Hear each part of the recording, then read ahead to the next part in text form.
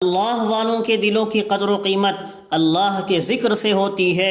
ایک مرتبہ شاہ ولی اللہ محدث دہلوی رحمہ اللہ نے دہلی کی جامع مسجد میں منبر پر کھڑے ہو کر کہا تھا، اے مغل بادشاہوں، تمہارے خزانے ہیرے اور موتیوں سے بھرے ہوئے ہیں، لیکن ولی اللہ کے سینے میں ایسا دل ہے کہ تمہارے سارے خزانے مل کر بھی اس دل کی قیمت نہیں بن سکتی، اس لیے کہ اس دل میں اللہ سمایا ہوا ہے، اس دل میں اللہ آیا ہوا ہے، بلکہ اس کے دل میں اللہ چھایا ہوا ہے۔ یہ ذکر الہی کی برکت ہے۔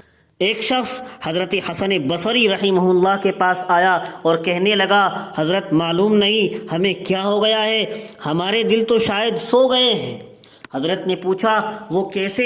کہا، آپ واعظ و نصیحت فرماتے ہیں، قرآن و حدیث بیان کرتے ہیں، مگر ہمارے دلوں پر اثر نہیں ہوتا، یوں لگتا ہے ہمارے دل سو گئے ہیں۔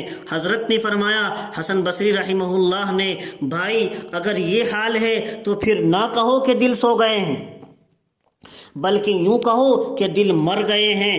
اس نے کہا، حضرت دل مر کیسے گئے؟ فرمایا، جو سویا ہوا ہو اسے جھنجھوڑا جا سکتا ہے تو وہ جاگ اٹھتا ہے، اسے جھنجھوڑا جائے تو وہ جاگ اٹھتا ہے، اور جو جھنجھوڑنے سے بھی نہ جاگے وہ سویا ہوا نہیں ہے، وہ تو مرا ہوا ہے۔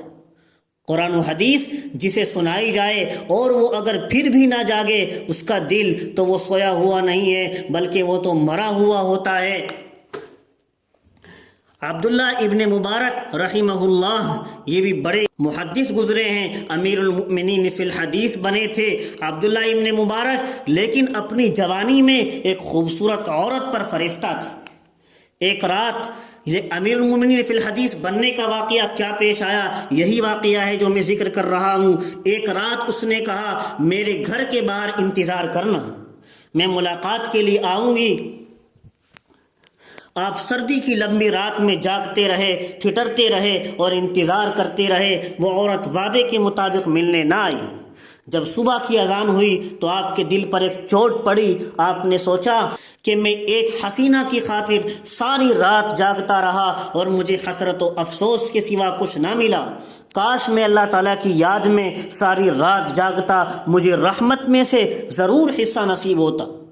بس آپ نے سچی توبہ کر لی، اور سچی توبہ کرنے کے بعد اب علم حاصل کیا اور ذکر اللہ میں لگ گئے، اور بالآخر امیر المؤمنین فی الحدیث بنے۔